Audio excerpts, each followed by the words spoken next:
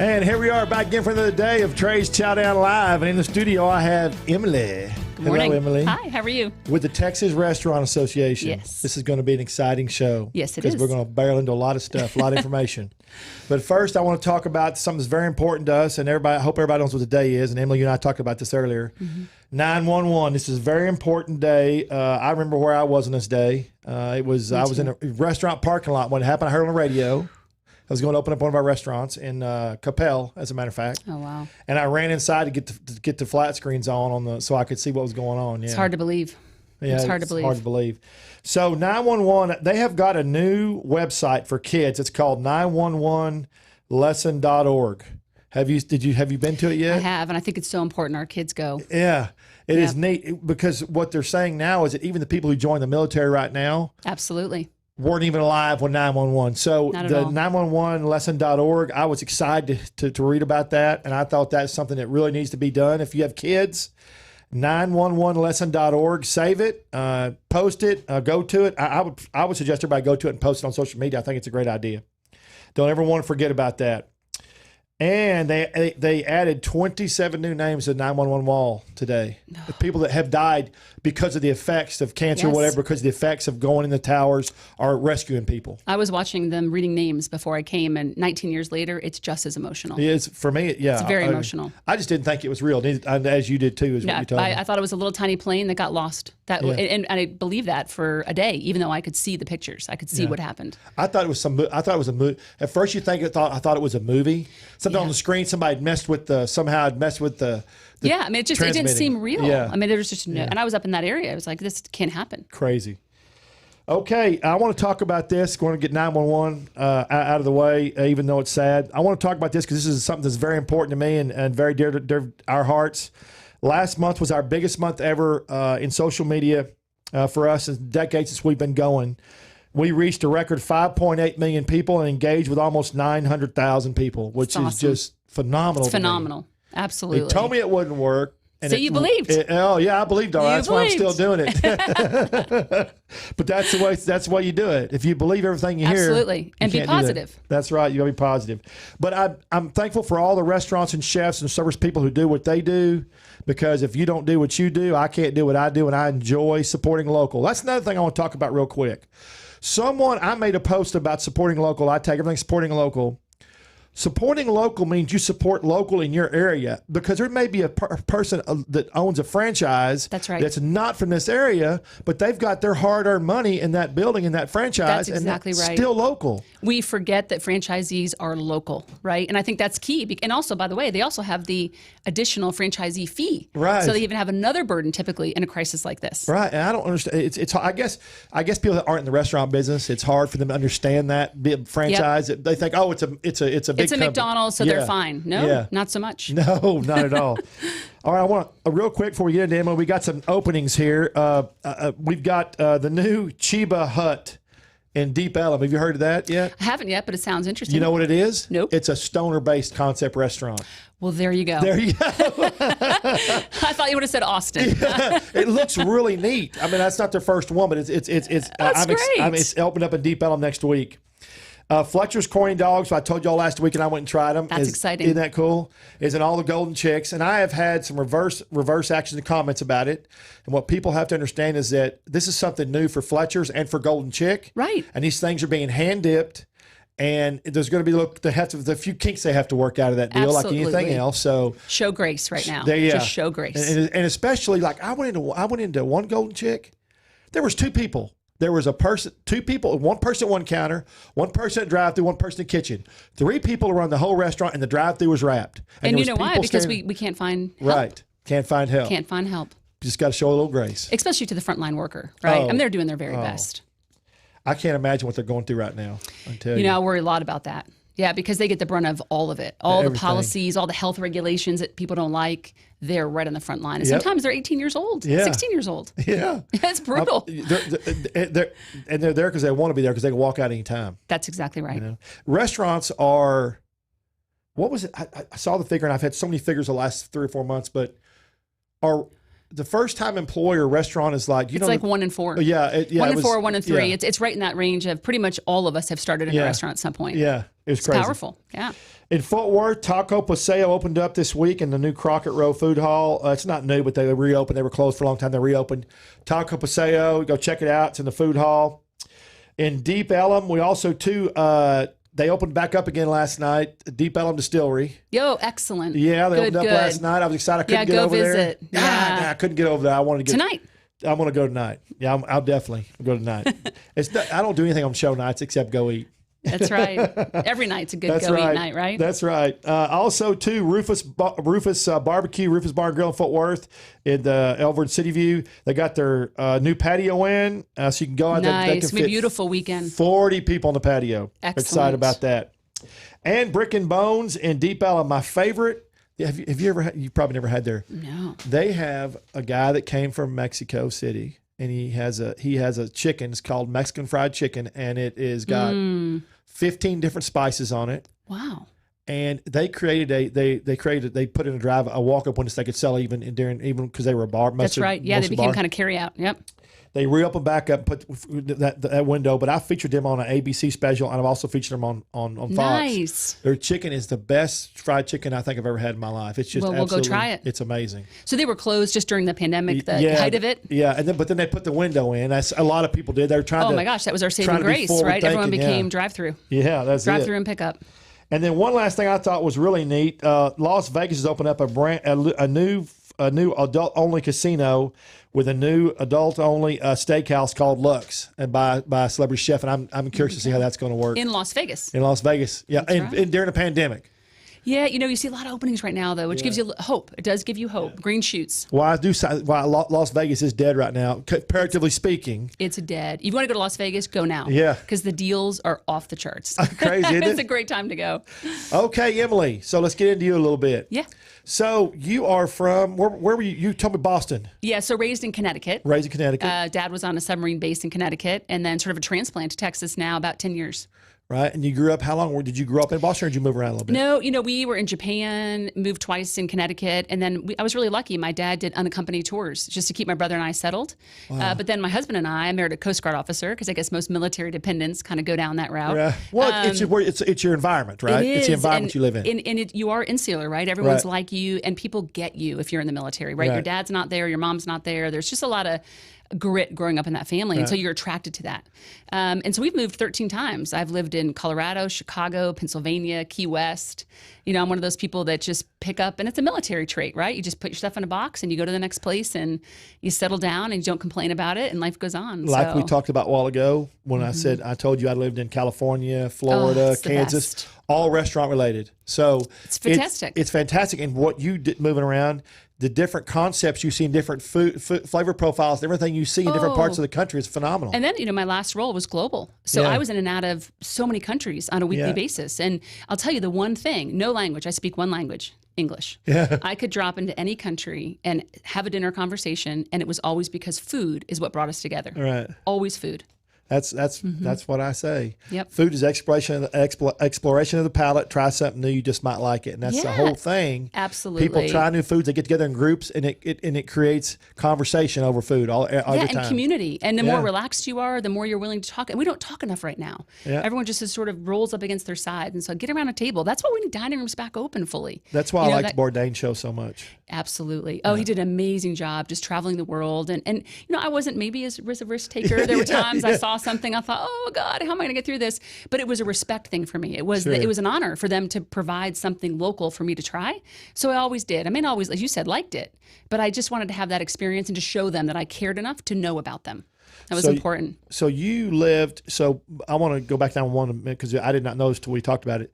You were in the New York area when the planes hit the towers, correct? Yeah, so I lived in Pennsylvania, my husband and I. We had offices. I was working for a publishing company in New York and New Jersey, and so I was just doing my routine, driving up. I stopped at Dunkin' Donuts, which is one of my favorites. And if you're from New England, that's your go-to. Yeah. And a guy behind me tapped me on the shoulder, and he said, hey, a plane just crashed into the tower. And I said, oh, okay. And I really thought it was a small little plane. And so I got back in my car, and I will admit I had Wilson Phillips playing because it was a big band I like, which is embarrassing today. And then my phone started ringing. And then it would go off, and then it would ring and go off, but I couldn't catch it. And then I started seeing on the New Jersey Turnpike cars all pulled off, and I thought, something's going on. Yeah. And that's when I got the word. And it was just hard to even imagine. It's still hard to imagine. Well, there they don't pull over; they just honk at you. Yeah, normally. And maybe that's why it was so unique. I was like, why is everyone stopping? No one stops in New Jersey, And so, yeah, and it just changed everything for all of us, I think. It just changed and gave us perspective. And, I spent a lot of time talking to my twin daughters last night because they don't have that context. They weren't even thought of at the time. Right. And I think just like our parents maybe talk about Pearl Harbor or when Kennedy was assassinated, we need to do that about 9/11. We just can't lose sight of what happened. I feel old because everything you talked about, I know. I saw. I feel very old. I know. I feel very. It's okay though. We have experience. I don't act it. Right. That's right. Right. As long as a lot of energy, you can be as old as you want. That's right. So, where'd you go to college? So, this is a great story. I was one of those kids. Wasn't a great student. I just wasn't. I right. wasn't either. I Terrible. I wanted to see the world. I was just fascinated by lots of things, and obviously was one of those kids that never got. I think it was my 6th grade year that I got my first S for anything behavior related. It was always U. What was that, satisfactory back then, right? Oh yeah, I got S minus maybe. Yeah. Finally got an S, and we went and got ice cream because it was a big deal. Yeah. But I knew in 3rd grade I was going to go into this industry. I remember the show Hotel with Connie Selica. Right. That was going to be me. I dreamed of being her because if you're on a military base, everything's the same. Right. And I'm like, that looks amazing. So I went on to Newberry, got to play basketball, and I had a president that just believed in me and gave me a full ride, and it changed my life. Wow. And then I transferred to Boston University, where I got my hotel degree, and then married my husband, who was then a Coast Guard officer. So we went down to Key West, and I cut my teeth at Pizza Hut and Marriott. Oh, I worked for Pizza Hut too. Did you really? I worked for Pizza Hut. Opened up. They hired me to open up Delco, their first Delco units in Southern California. Wow. Yeah. Well, so the year I was there, and I can tell you because I would just smell like pizza. That was the worst part of the job. We were the most profitable Pizza Hut in America. That's awesome. It's Key West, right? It was just people would just ate pizza. Pizza's profitable. It was so profitable, and you can't believe how much pizza you can make in a day. My bonuses were huge back in the. This was in the late '80s. My bonuses were huge. I didn't get any bonuses. These were quarterly bonuses because. If you're open up more than one store, then nice. Yeah, when you're working for the corporate training people, you got bonuses. I thought it was a great company, great experience. And the Marriott is really where my values were developed as a leader, right? Those 2 years in the Marriott. It was just extraordinary company. So and hard work. How did you come to hard work and dedication? My granddad used to say. But I loved it. I would work 100 hours for $20,000 a year. Yeah. You're kind of like, but you never complained because you had a family at home, family at work. I loved it. I just loved it. And you liked what you did. Yeah, you loved what you did. I loved it. So how'd you come to find the Texas Restaurant Association, TRA? TRA. Gosh, it's your whole life, right? I mean, I think everything I've done in my life kind of prepared me for this. And I'll admit, when I got a call from the search firm, the gentleman before me, Richie Jackson, had done a great job for decades. And they said, listen, we'd like you to consider this. You've been in education. I worked a lot with lobbying and as a college president. What do you think? And I admit, I was like, absolutely not, right? I mean, that's no. I'm a kind of strong woman. Like, that's probably not going to be a good fit. And then I started meeting with some of the board members and the incoming board chair, and I had dinner with another board member, and I thought, oh, this is interesting. This is really interesting. And I knew that Texas, of all we're number 2 in the nation. Right. And then there was like these challenges started about, like, we could be number 1. We could help bring every chain to Texas, right? And I got more and more excited, and the months went on, and the interviews continued. And then I'll never forget the day Jimmy Haslocker of Jim Restaurants, that was the current board chair, I did my final interview. I actually had flown from London because I was based pretty much doing a lot of European work, landed at 3:30, coached my twins' basketball game at 7 o'clock, to victory, by the way, and then went to bed, took the 5 a.m. to Austin, interviewed, and then my final interview, and I flew, and I was walking through the DFW airport, and he called and said, we would like to offer you the job. And I just stood against the wall going, wow. How long did it take start to finish? 9 months. Wow, that's a long time. 9 months. There was a lot of candidates. I mean, it was a big transition. That's a big vetting process, important. Huh? Oh my gosh, that's got to make you feel good. It does. It makes me know that my social media is good because they checked everything. Oh, I bet they did. Yeah, that's why you have to be so careful. Oh, people don't understand that now. I wish I could do a class even if it says private. Private is not private. Nothing. And things that you like, and just don't be controversial, right? That's all I think. Like, you want to think it, but don't maybe put it out there. Yeah. But yeah, it was 9 months, and honestly, it's been a year now, and I just feel blessed to be in the role. I really do. So let's talk about First of all, how many members do you have TRA have now? We had 50,000 restaurants when the crisis hit. We represent a big majority of those. Right. We've been growing since the crisis hit. But, you know, if you think about just from a context perspective, on the first of the year, there were 1.3 million employees, second private employer in the state of Texas. Right. We'd done $70 billion last year, right? Maybe $7 billion in just tax revenue. Phenomenal. And then we had 50,000 eating and drinking, and that doesn't include the bars. Right. Right. And we were in the, when I'm talking concepts opening every single day. Every day. I could not even keep track. I couldn't keep track. I mean, it was insane. Yeah. We were living the high life, right? Life was really good. And I think it's hard for us to go back and remember that because it's been 6 months of such pain, right? But we were the place. I mean, we'd moved, I think there's 51 of what we would consider the large chains in America. Restaurant chains are in Texas, and the 20 plus just in North Texas. Yeah. I mean, it was amazing. Did you ever think in your life, you know, I would consider trying to stop the restaurant and bar industry like trying to stop a freight train. Couldn't stop it. In my lifetime, I have never seen anything stop that quick. You know, and here's the sequence, right? The 14th, and this is important, Hoboken, New Jersey will always be known as the first city to close dining rooms. It was the night of the 14th at midnight. I was actually, remember it was spring break here in North Texas. Right. So is that where all the deaths were from the nursing homes and stuff, or what was Hoboken? No, Hoboken was, I don't even know if it was where the most deaths were. It was just happened to be New Jersey, New York were getting hit the hardest. Okay. New York really started to see that acceleration, that terrible acceleration. And they said, okay, dining rooms closed. And it was a hint of like, well, that won't happen here. Remember, it felt so far that's what away, I thought. right? Yeah. Then the 17th of March, President Trump called a bunch of restaurant owners to the White House. We got word of that, and it was like, ooh, okay, but we're in Texas, right? We're in Texas, we're good. And then the 19th, it was just that morning, I got the call from the governor's office saying we're going to close dining rooms across Texas. Hang on, Texas. there's a story behind that. You were on vacation, right? I was in Cabo. So let's get the backstory real quick. You know, I had been, you take over a new role. I've been running hard. I've been all over the state trying to meet restaurant owners. And you thought you deserved a vacation? How dare you? I mean, that was the funny part. Everyone's like, take a vacation. My assistant, take a vacation. And I'm like, okay. So I'm on the beach. It's a little hard for me. I'm not a good relaxer. And then the world blows up. And so I can remember sitting in my room literally 20 hours a day. And I put the chair out where I could see the beach, where I could see my husband and my daughters. They're having a great old time, right? And I just worked and worked and worked and worked and tried to get, it was chaos. It's hard to remember. I mean, cities were closing, counties were closing. And then all of a sudden, like this light switch. And everything changed forever.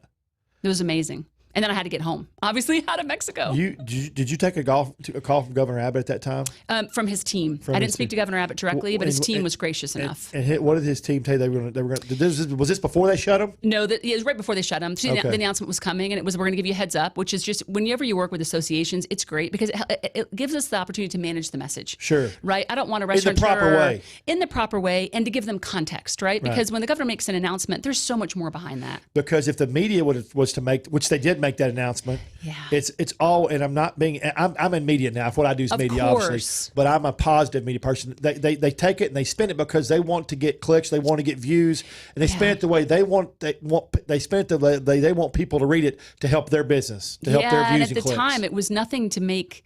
I mean, you told the restaurants overnight you can no longer. Let's say most restaurants were 80%, maybe 90% dining room. You can no longer do that. Welcome to the next day.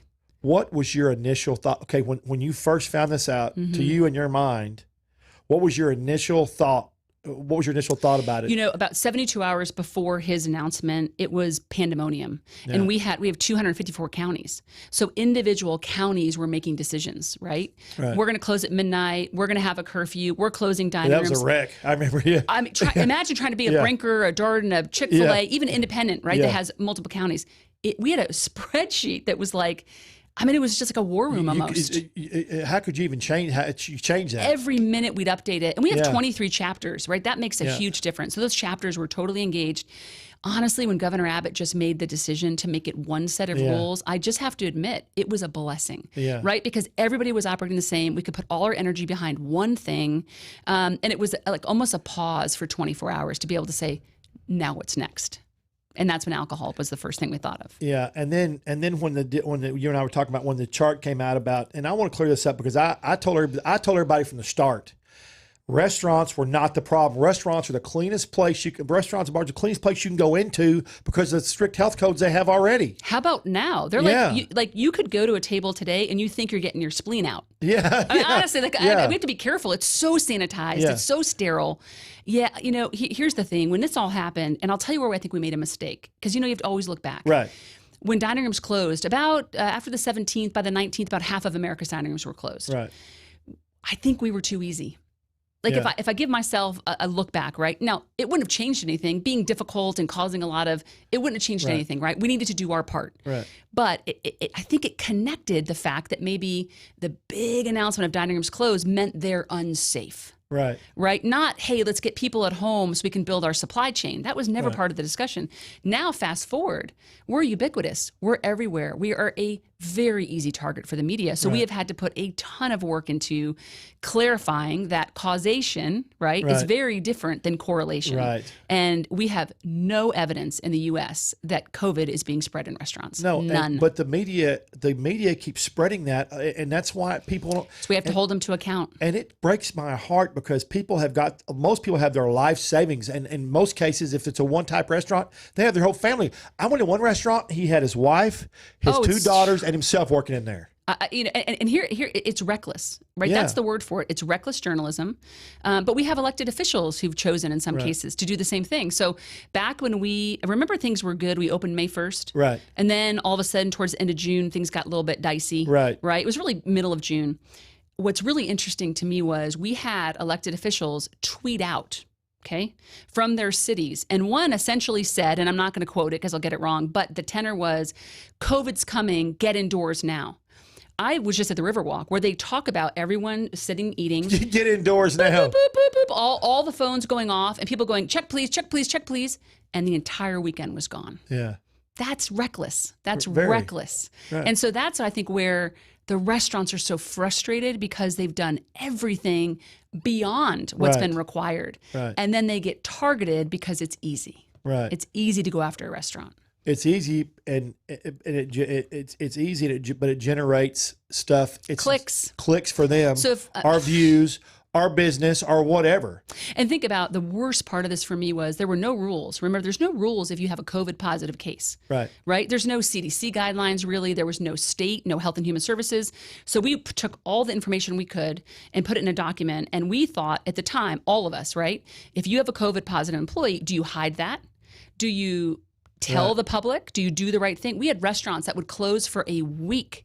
There is no requirement to close. Right. None. Right. They were doing it out of fear, I'm sure. They were trying to do everything to help. Right. And then they'd end up on the front page of a website saying, click here for the 5 restaurants that have COVID positive employees. Yeah. Do you think a consumer at that time was going to walk back in that restaurant? No. They probably may not go now. It was devastating. Because people have this rendition in their mind that COVID's like this I don't know, like dust, and it just sits around. Everything you touch or you look at or you go by and you suck it up and you breathe. Let me ask you this. When you go to your grocery store and you pick up a box of cereal and you look at it and you put it back down, is there someone sanitizing that when you walk away? No.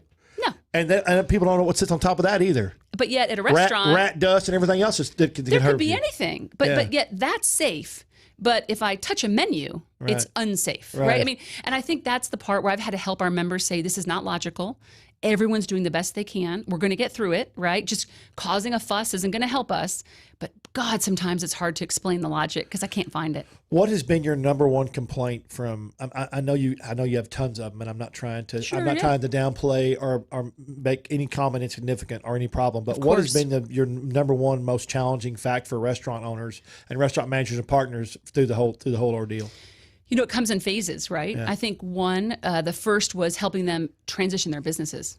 It was so hard because you're trying to, we would do a delivery webinar and get 1,000 people, which is kind of unheard of. And they would be on these webinars just taking notes about how do I do delivery, right? How do I do curbside? How do I do packaging? Right? And so you're dragging restaurants along that have never had to think about those things, right? I think second right now is keeping them focused that we're going to get through it, right? So we're waiting for the next round of concessions. People are frustrated.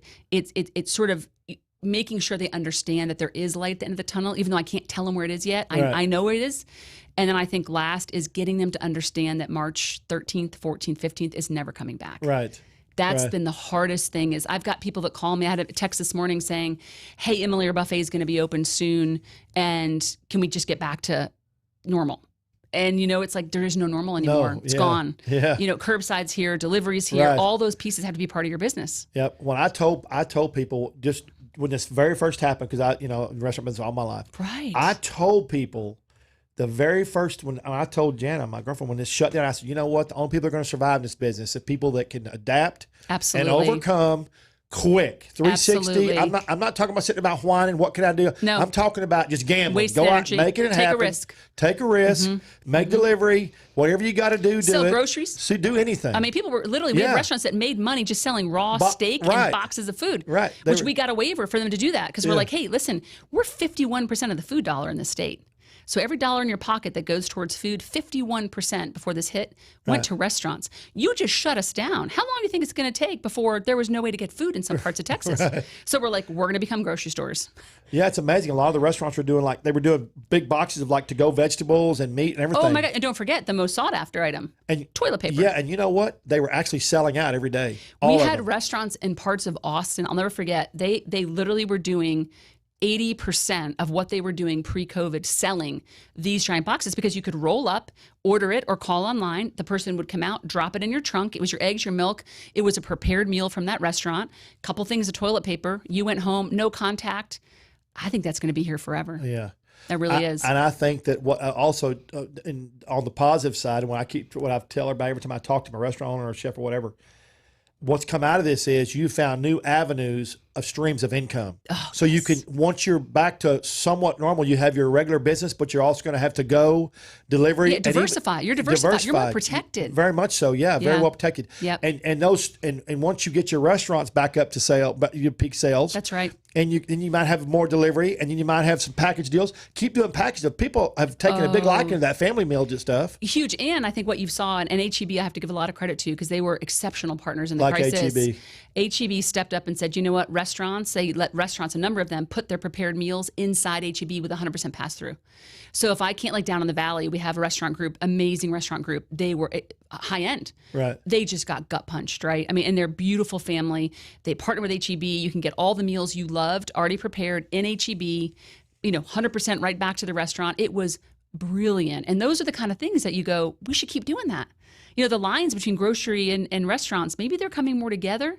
And this crisis, I will tell you, has made people work together that never worked together before. They have made them work together. I have seen that. Yep. What do you think, to me, traveling around, because we've been in Austin, we've been in Deep Ellum, what do you think has been, I thought for a minute maybe the hardest hit areas were the small communities like Austin or Deep Ellum or West End of Fort Worth where people walked a lot because they would give out. It was a destination. They'd walk, they'd eat, they'd drink, they'd walk, they'd eat. Is there other areas that have been hit harder than even though they've all been shut down? I think your city centers. Okay, I am very deeply concerned about a couple places. One, the Riverwalk. I'm not from San Antonio, but I just have a love that's of that all Riverwalk. outside. That should be the number one thing. But you know what? They're locked in, so they can't do delivery. They can't do curbside. It's very difficult. Loading zone issues.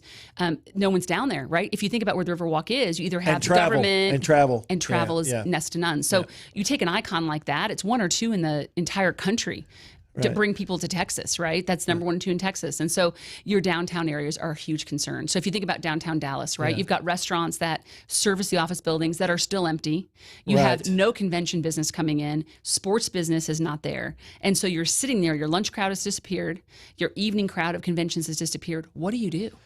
All thing you can do is you got to try to innovate, right? But Diversify. But I was to your point. We've stayed in Los Colinas, stayed in Dallas, and Austin, and I've noticed. And I talked to guys in the real estate business in Dallas, and he said that, and he does real estate all over Metroplex, but he said the office buildings are just going away. Leases are going up. People aren't going back. So Scary. your lunch business, like we were at Toyota Music Factory. Sure.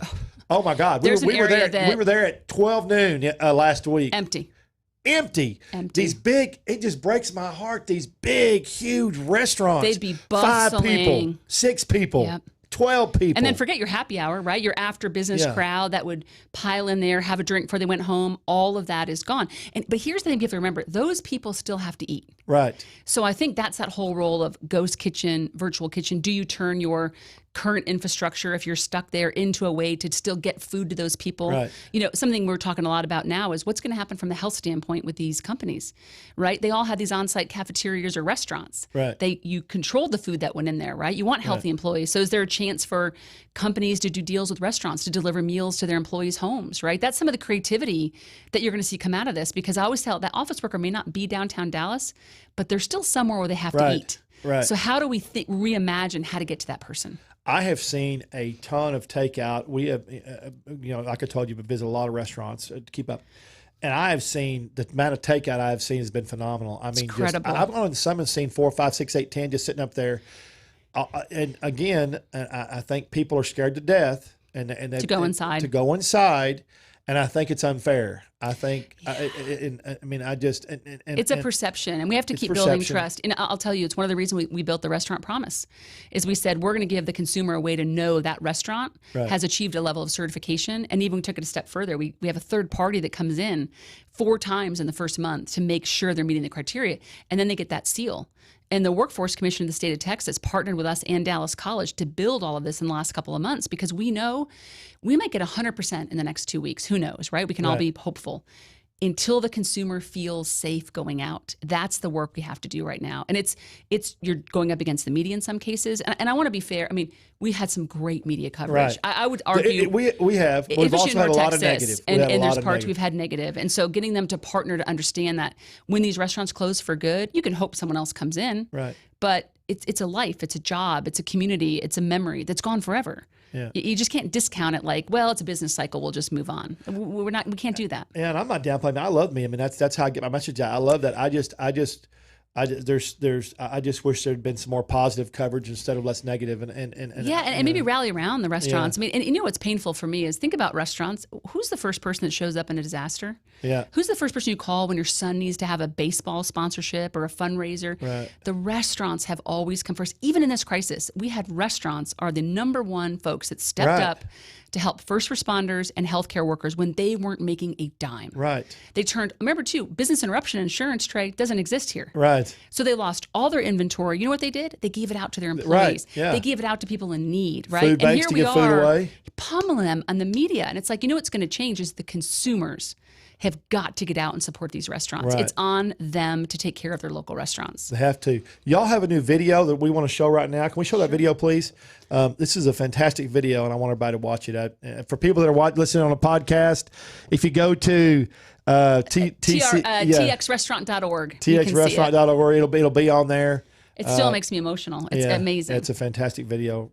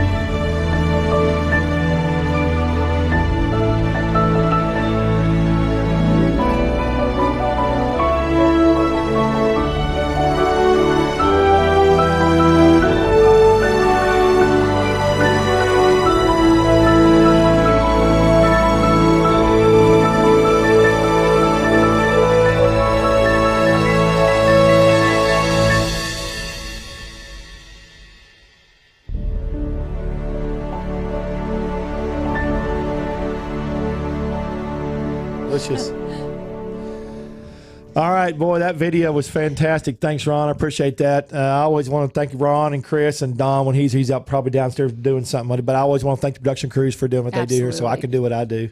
That was a fantastic video. It's powerful.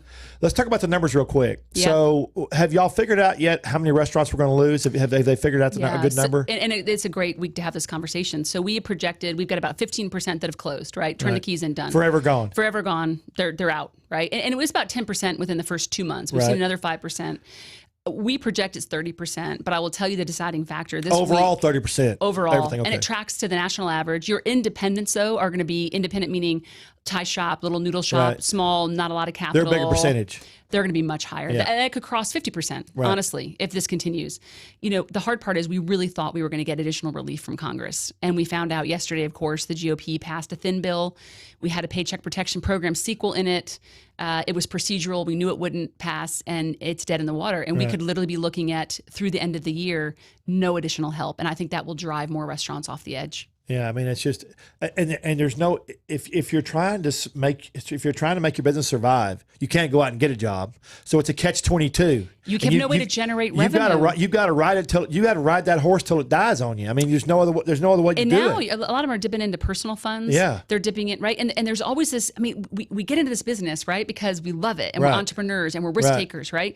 So that sometimes works at a disadvantage, right. So you just keep putting money in, and remember, costs have also accelerated. All the PPE, the sanitation, putting curbside together, delivery takes a percentage, right? So your margins are even thinner than maybe the 8 to 9% you were lucky to have. And now Congress has pretty much said, we're going to ignore small business and go back home and run for our elections. It is, if any of our elected officials, and we're lucky, we've got a lot of support here in Texas, but the fact that they could not come to closure in the name of partisan politics, that these restaurants, I mean, it's been crazy, devastating this week, devastating. I can tell you, small businesses also lag behind the numbers on closures, right? So they'll just drop the keys and walk away. Right. You won't know. It may take a month or two. So I think you're going to see a very big, and remember, this is Texas where we've been open since May 1. Right. Think about other parts of the country. Right. I mean, in New Jersey and New York, you're still not even indoors. They open up, they are going to open up the 25th or something, right? Yeah, I think the end of the month at 25%. Yeah. Well, but and you know how big the restaurants are. What's that going to do? Nothing. What in the hell is that going to do? It's going to cost you more to open than it would be to stay closed. Right. I mean, it's so, I get it, and I want to be clear. The TRA is all about balancing health and the economy, but at some point we've got to reference the data and look at to see that this is not coming from restaurants. We are a massive economic contributor to this economy, and we provide a crap load of tax dollars. Right. See, that's another thing. People do not. People, and no fault of their own. Right. But if you're not in the industry and all you do is go out and eat and drink and go home and you have to raise your family, you got to get your job, you got to pay your bills. You don't understand what a restaurant or a restaurant bar or a bar puts into the local economy for tax dollars and the jobs. I mean, we are at the peak of the crisis. We had just said 700,000 people out of 1.3 million on the sidelines. Well, and this week is a very important. You know, I think it was FEMA, the feds, the extra 300 per week. Well, that's gone as of the 5th of September. Right. So now we have all these workers that are not working. Right. Their benefit of an extra 1,200 has now gone away, but yet we want to bring them back, but we can't bring them back if we're not operating at full capacity. There's no work for them. Right. So it's just this really bad cycle we're in right now. And so, and speaking of that, the restaurants, bars, they're opened up this weekend, correct? Bars? No. So bars are not open yet. But bar restaurants are. Yeah, so here, this whole bar restaurant thing, right? And which I'm glad they did that because these guys are dying on the vine, so I'm glad they did that. You know, we opened first. Bars weren't open. Right. We got asked to step in and kind of help them, and we love our bar community, right? Anything food and drinking, we're all about, but they have a different association, right? Sure. But our restaurant sort of recovery plan, our restaurant promise that got restaurants open. Right. Can you leverage that for bars? And so we pulled about 15 bar owners together and we did a working group and we thought about how do you make a bar feel like a restaurant, right? Because it's all about making sure the people checking and inspecting and our public health officials can feel good about it. Right. So we got them open. I think it was 10 days, 2 weeks later. They get shut down that Friday, right? And so they were shut down for quite a while. I just threw my hands up. That was a tough, because we went down to 50 that day, right? Man. I got that call. I was bad. I just threw my hands up there and went, what? You know what, and you know, I always think about, I'm lucky that I can see the whole U.S. So we have a group of CEOs of all the states, and we compare notes. And I would tell you that 90% of them say, thank God, Emily, you get to be in Texas, right? So I always try to give people a perspective. There are states that are opening county by county. no alcohol to go. I mean, just lots of limitations. We have been very well cared for in comparison to the whole, right? And it's important.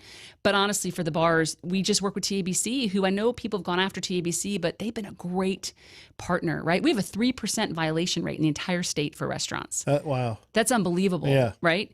Well, we went back and said, is there anything we can do? And so what you saw was TABC come out. They had a special commission meeting. You can bring a food truck up now and pair it with your bar. You can bring packaged food in. So we've seen and we've helped get a food and beverage license. We've helped so many of those bars that really are restaurants get reopened. You have a bunch of new members out of it, don't you? A ton of new members of people who just need a voice that kind of gets them through. And listen, we want to help them. I've actually worked on affidavits with bar owners because they don't know how to get them filled out. I mean, we just get in the weeds to help. These are great people. Do you think people understand as a whole what y'all do as an organization? How long been around and what you do for them? I'm not sure they knew before. I'm not sure they knew before. Know now? And I think now what you've learned is you have to be part of the group. It's not okay to say, well, I'm not going to join because he will and that'll carry the water. Because what the elected officials will tell you is that when we mobilize this group in Texas, and I'll tell the story. The bigger the better. Well, and the impact. But here's a lesson learned. Okay. Taxes. Okay. We owe taxes. We collect taxes. It's a sales tax. We have to remit it back to the state.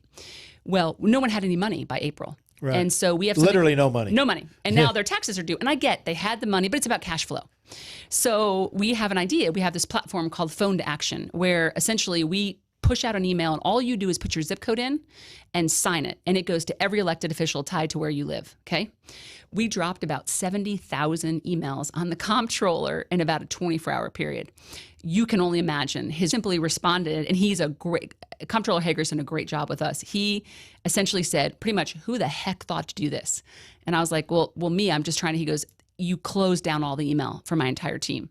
So there was part of me who said, well, when you run for re-election, maybe you want to hire us, right? I didn't know what to say, but it taught me early that the power of many. You know what? You have to be in a group. If you're in a group, you tell your story. If you're one guy in a corner screaming, get me open, you can't be heard today. So I think what they found is, wow, if we join this group, they're going to do all that hard work for us. And it's really been incredible to see people come and join together. Incredible. What are some of the positive stories you've heard out of all this? I know you have, what are some of the positive stories that have stuck in your mind? Because I know you have to have some. Yeah. I mean, you know what it is? It's the grit of the industry. I mean, the resilience, I guess, of everybody. Oh, and just the way they care, the way they still pull out to the community. I mean, we still have people that are doing meals for hospitals at no cost, right? We have people, I see that on social media a lot. It's, I mean, think about that. You're in the hole yourself and you're stepping up. And I think what, people say, God, Emily, why are you still working so hard? Why? In my team, I have to just be clear, the TRA team is extraordinary. Trey, in the middle of this crisis, we were literally 18 hours a day. I mean, it was 18 hours. And I woke up one day saying, I'm surprised you weren't 24. It could have been. And maybe it felt like it, right? Because you're sleeping, you're thinking about what can we do? What can we do? What can we do? And I think what you realize is if you love the people, and you know this, you've been in this. I love restaurant people. They're a special group of people. And so you don't give up because every day you go, I got to help them. I can't. And that's my point now. It's like, well, they'll close, new people open. You kind of hear this little bit narrative, right? In the higher ranks. Oh, no. That's not, we're not going to do that. We're going to give these people a chance because they didn't do anything wrong. Think about it. We didn't do anything wrong. Someone just wrote a media piece saying, help the restaurant and get a bailout. We don't need a bailout. A bailout's when you have to come in because something bad that we did. We didn't do anything. We actually stayed open to feed Texans unprofitably during a crisis. We did our part, right? And so I think that's the part that fuels us is we got to help these people. These are good people. What do you think is going to be the biggest challenge for people to get over once everything is 100%, not 100% business, but open to 100%? I guess the biggest challenge would be people trying to get their debts paid or get that's going to be the biggest challenge, maybe? I think debt's going to be a big thing. I think technology. I think that we've seen the kind of culmination of the patchwork system, right? So your POS system, your ordering system, your marketing, nothing's integrated. And I think, and I think the lack of technology hit restaurants hard. You know what though? What I have seen during this, and I guess this is people because everybody's financial position is different when they own a restaurant, depending on what you've done, where you come from, your business model. But I saw some of them actually during the pandemic got those new systems where you could do everything from the table, the credit card, contactless everything. I'm going to tell you something that was phenomenal. That's right. That's phenomenal. And that's what the guest wants, right? And so, but again, it takes investment. Right. It takes dollars to do that. And so like you said, but I think, I can imagine a world, this is going to probably sound crazy, but when I did so much work in China, I remember going down the street once to a meeting just about a year and a half ago, and there was a large cart in they have a third lane there in Beijing. Right. And you would walk out of the office building when you got a ping on your phone, scan it, and the door would open, and it all paid everything, and you pulled out your food and go back to your office, right? I can imagine the role of delivery and the consumer relationship to that restaurant. Imagine walking in to pick up your curbside, and facial recognition already tells them, and they know it's your birthday. They put a special something in that experience. Sure. It's not just going to be food in a bag out the door. Right. I think you're going to see restaurants be creative, but they're going to have to be willing to go there. Do you have any figures that and I've been trying to just put in my mind, I can't. Do you have any kind of figures in your mind, or as TRA does, of what they think delivery percentage will be from here on out, percentage wise of a restaurant's business? And I'm not talking about each specific restaurant. I'm talking about just as a whole. It's of general. Yeah. General. You saw restaurants that went from 10% delivery to 90%. Right. I mean, it flipped. Right. We've seen a couple things early here in Texas. We've seen that the curbside number has stayed pretty consistent. Right.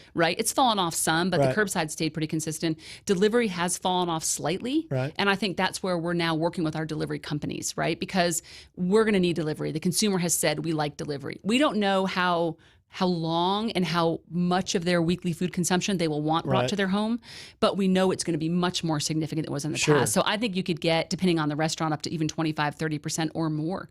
And you're also going to have things like Fajita Pete's and others that are just delivery. Yeah. That's all they do. Yeah. And I do think over time, like in a restaurant, you have parts and stuff, you can do your business. I do think over time it will settle, and you will see an average of maybe 2 nights a week delivery, 2 nights a week going out. Yep. I think you will see that. I agree with that. But I think it's going to take a while. I think it's going to take a while, and I think that we're not back to life yet. We're not back to, and I know my kids have been back a couple weeks now. Guess what? I don't have the time to be home and prepare. I mean, my life is busy again. It's very busy again. So guess what? I'm relying on restaurants more. Right. And what do I want? I want to be able to just stop in with my kids and sit down, have a quick meal, watch the game on the thing, right? I think people miss that. They miss the community. They miss being together. And I really think that psychological piece is going to drive people back to dining rooms. You know what this has made me understood is why I love this business so much, because before this, and I think the consumer being anybody goes in a restaurant, bar, nightclub, whatever, right. You did not realize how much you needed the other people to be in there when you go in there to make yourself feel good. You needed that ambiance, the vibrant, all the noise, the other voices. That's why restaurants in Italy and New York and Chicago, the small places, and there's people and there's packed, you can hardly hear. It feels great. It feels great. You're getting the energy. But as a human, we were designed for that connection. Yeah. I can remember the first meal I had was at Bugatti's. Yeah. I just love them, right? Yeah. They are just the kind of people that send you that note going, I know today was really hard, Emily, hang in there. Just good people. So they invited me to come. I took my daughter.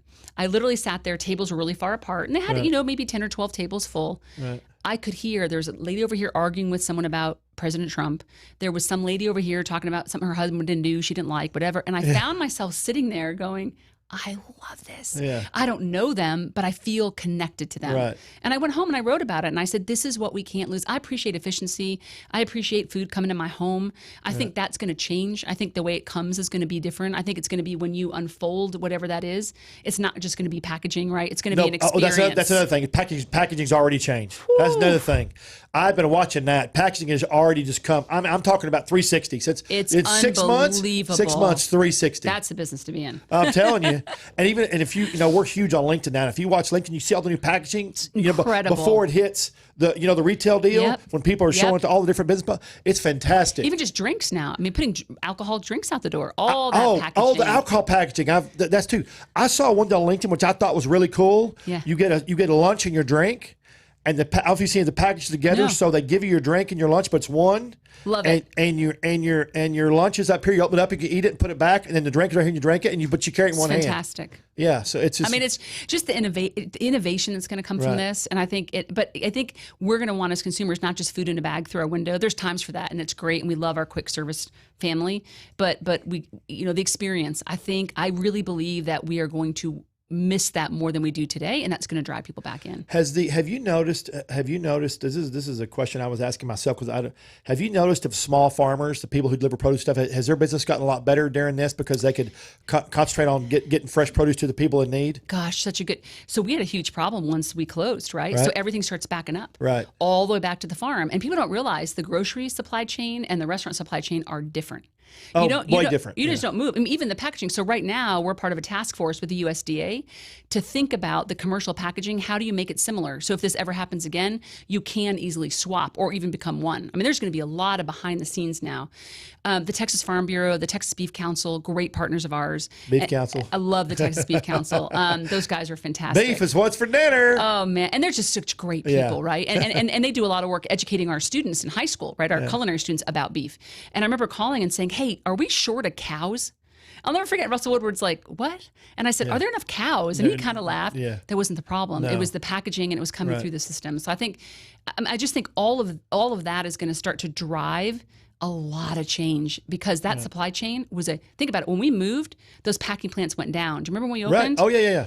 What happened to protein prices? Yeah. Tripled. So now your ribs, you're paying four they times also more. But they had everybody thinking they were killing hogs, and there wasn't enough. There was plenty. True. I was looking around my ranch going, I can tell you right now, I can see plenty right here. You need some? Come get them. But see, I was that person who was like, do we have enough cows? Right? I mean, because I'm, and of course he's like, we have plenty of cows. If you don't know, if you're not in the business, you want to know. believe what you hear as an American. You want to believe what you hear. But that's why you have to ask That's the source, right. You got to ask the right question. You can't just ask. You got to ask the right and question. Mine was a simple one, and he's like, "We're good on the number of cows." And I'd been up to Amarillo to my first feedlot, right? And I thought to myself, there are a lot of them up there, right? So I think that you're gonna, all of this is going to be good for our sector, right? It is. The one positive thing I think this has done for the whole industry is it made them look at everybody, whether your business model was big or small or intermediate, it made you look at your business model. And I'm talking about how you order your food, how you keep your food, how you deliver your food, how you everything approach it, how you advertise your business, because a lot of people survive by advertising on social media when before they didn't believe it or didn't want to mess with it. And actually, one of the things we did was people didn't realize that when they went dark. So let's say they did close for 6 weeks because they didn't have delivery, they didn't have a window. Guess what happens in Google? You go to the bottom. Yeah. Right? Everything goes dark. Right. And so we had to teach restaurants, and Google's a partner of ours, Google Restaurant Group. Hey, you got to get in there. You got to keep all this up to date, because if you don't, guess what's going to happen? You're never going to be in the search engine page 1 or 2 again. All those things we didn't think about before the crisis hit. It all became, I mean, the amount of education we're doing as an association right now is extraordinary. So if people want to, before we're running out of time, before I could sit here and talk to you for hours, before if people want to get a hold of TRA and see what you're about, give us the. Yeah, absolutely. You can go to txrestaurant.org. Okay. I always say this. I know this will surprise you, but I'm eknight@txrestaurant.org. You're welcome to email me directly, but we just want to help. I mean, I think one of the things we did, Trey, when the crisis hit, is we opened up everything to everyone, not just members. Right. And it was a risk, right? Because we're an association, we're a nonprofit, but we said this is not a time to make people pay for things, right? We're going to open it to the world, and I think it's the best thing we ever did. So if people out there need help or they need more information, they can come to the website or they come to me directly, and I can get them to the right place. And I want to say, not because you're on my show, my family was in the restaurant business for 100 years in Texas. We were always a part of the organization, and it's a great organization. Even back then, when it was smaller, it was a great organization. And if I owned a restaurant today, or a restaurant bar, I would want to be part of that organization. I think it's a fantastic organization. And for everyone listening, right, this next legislative session is critical. We have alcohol to go, we have retail, we're doing some work with mixed beverage. If we don't solidify that, the minute these executive orders end, all that goes away. So, and remember, all you people who like alcohol to go. Oh, come on, let me tell you something. To go. And listen, if you own a Mexican restaurant, you're killing it now. You are. Yeah, you are. And we need to keep it. And so we're going to need everyone's help in that legislative session, which starts in about 4 months. It's going to be big, isn't it? Big. All right, everybody. I'm going to give you all my handles, and I say handles, That's the old CB, CB terminology back in the day. Just use the word merch. When you use the word merch, I'm like, he's pretty cool. So, Trey'sChowdown.com. We have all of our stuff. We have a restaurant guide there. We've got a barbecue guide. We've got our best barbecue list coming out at the end of the year. We're going to have our best burger list again. I am waiting intentionally until next year, early next year, to release it. I'm not going to release it this year because I want restaurants and everybody back up to speed, so I've just shut it all off. We are still going out and eating. We're still testing the market. We're still visiting with chefs. We do, we go to between 18 and 30 places a week. That's awesome. And we're eating hamburgers, lots of barbecue, lots of steaks. You can catch us up on our social media, all our social media, LinkedIn, Instagram, Facebook, Twitter, Tumblr. If you go to TreyChapman.com, hook us up. Want to be friends. If all else fails, you can just Google us. That's what I say. Just Google me. Just Google. One more time, your website. Yeah, txrestaurant.org. txrestaurant.org. And if they want to become a member, that's all on the website? Yes, or they can email me directly, txrestaurant.org. Do you have somebody that can actually talk to somebody? I mean, obviously you do. That's a dumb question. But if they want to call and talk to somebody, can they call and talk to somebody on the phone? Absolutely. We have. It depends on where they are in Texas. We have chapters all over. We have 4 offices across the state, and we will have someone lean in. Or if they just have a question, right? A lot of times it's regulatory, it's federal, give us a call, we'll walk you through it. We also have a law center, which has been hugely helpful that members get access to. Thank you so much, Emma. I appreciate you being here. Thank you. It's been great. See y'all next week, same time, same bad channel. Peace.